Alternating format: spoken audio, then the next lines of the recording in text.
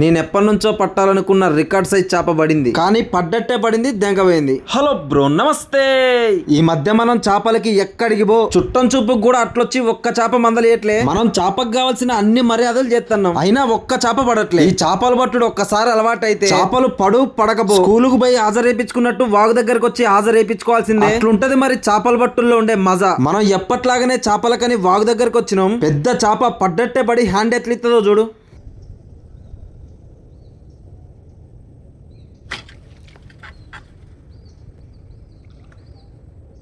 कबीर भाई, कबीर भाई, कबीर भाई, जल्दी जल्दी तोंदरा तोंदरा तोंदरा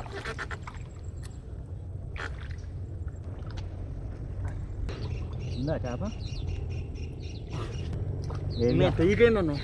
ముళ్ళు తెగిపోయింది. బాబాయ్ చూసిరుగా చేప బడి ఎట్లా మిస్ అయిందో. నాకు తెలిసి అది చాలా పెద్ద చేప. గాలం పైకి లేపుతుంటే గాలమే లేత్తలేదు.